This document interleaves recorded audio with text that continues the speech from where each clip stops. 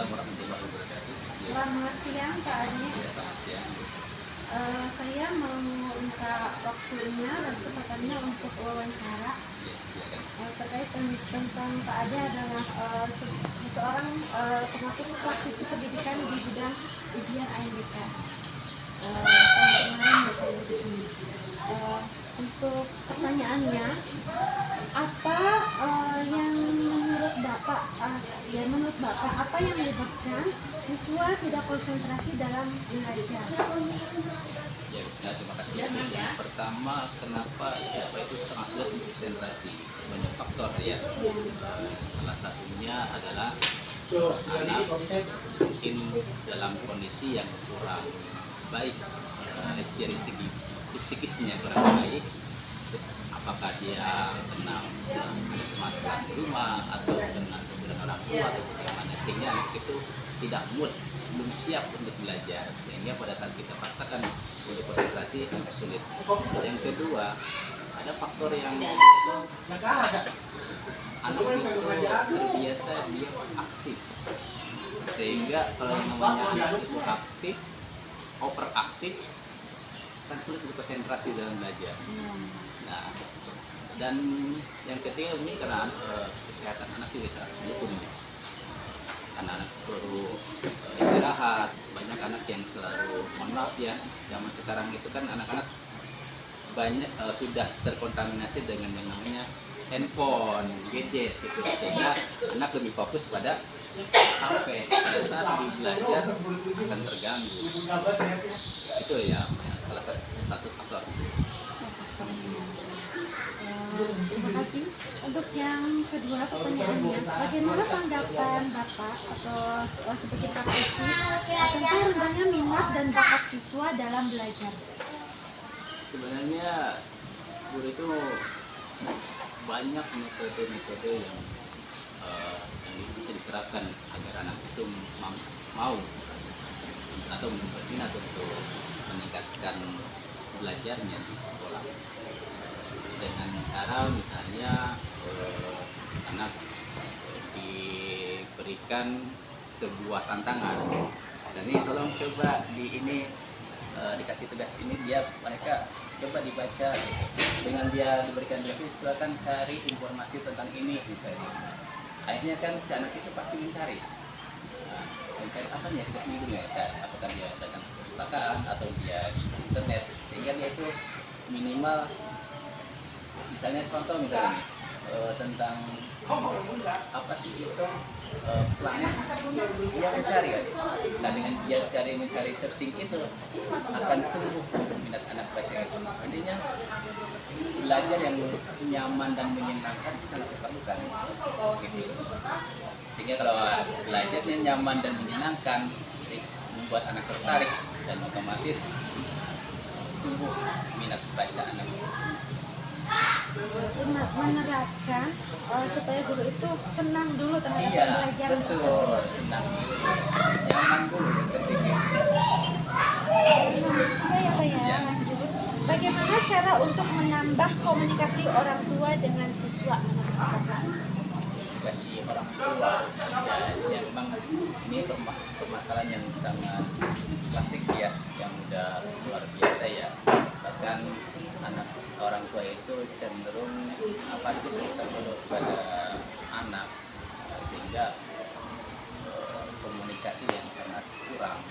Intinya sih banyaklah waktu untuk anak, dekat dengan anak, baik itu dia yang berangkat sekolah, pulang sekolah, sering menanyakan, atau misalnya pada saat lagi di rumah sering komunikasi seperti itu. Bagaimana nih belajarnya deh, bagaimana belajar sayang gitu.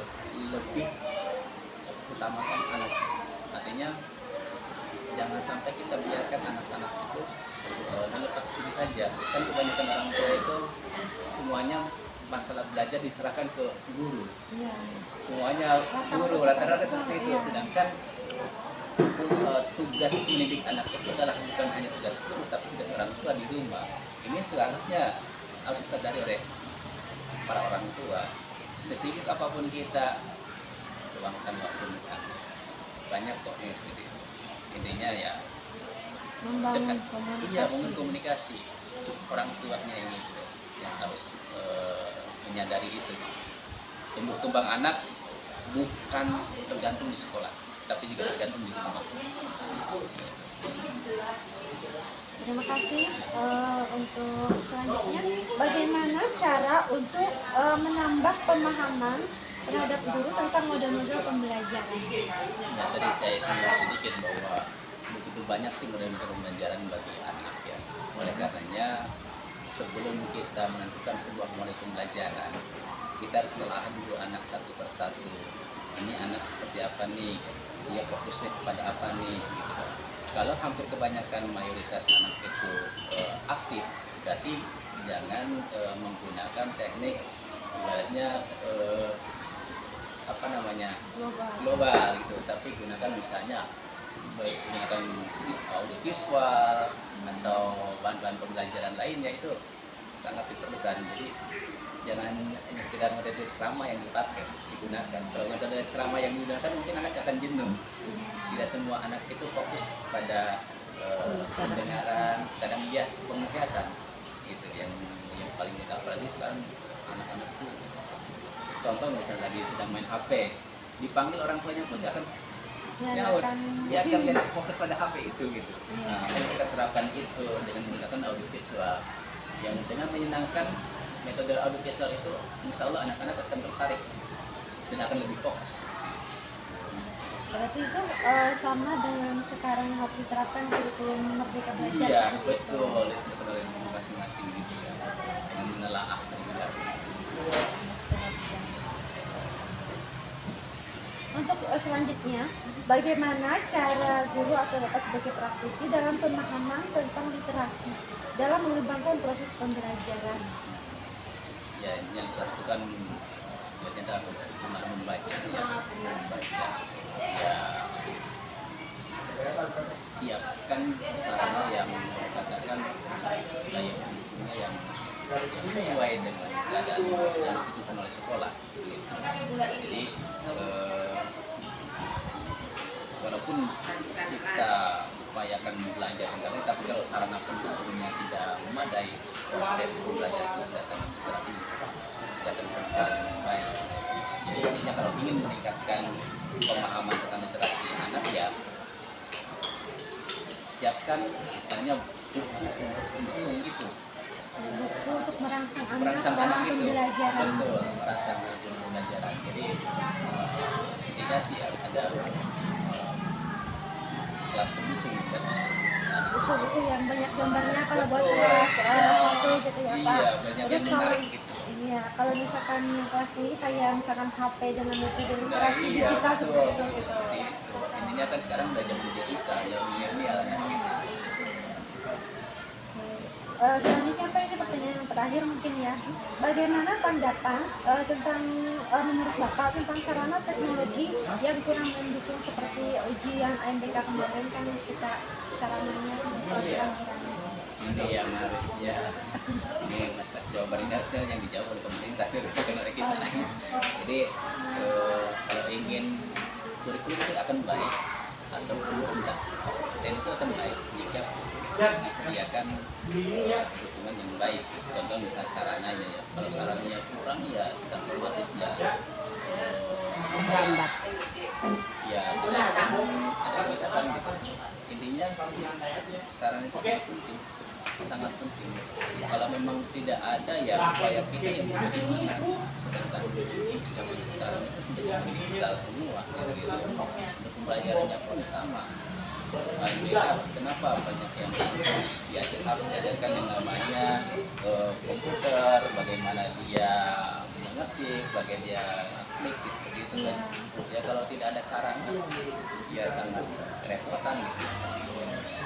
Ini jawabannya adalah harusnya pemerintah yang memberikan solusi gitu. Bukan kita. Kalau kita berarti berupaya aja misalkan ada yang saran dengan cara pinjam apa Ya, gimana betul, ya memang sih bisa saja, tapi kan tidak efektif nantinya.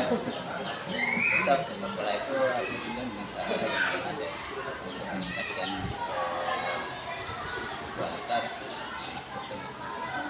itu dengan cara usulan terhadap pemerintah. Iya, ke pemerintah ataupun mungkin bisa ke bantuan kepada pemerintah ya, dari perusahaan dan sebagainya. Jadi tugas mencerdaskan anak bangsa itu adalah tugas pemerintah dan juga tugas kita bersama dan pemerintah juga. Intinya sarana itu harus diutamakan. Ya, mungkin terima kasih Ya, sama-sama. untuk waktunya buat Pak Ade. Assalamualaikum warahmatullahi wabarakatuh. Waalaikumsalam.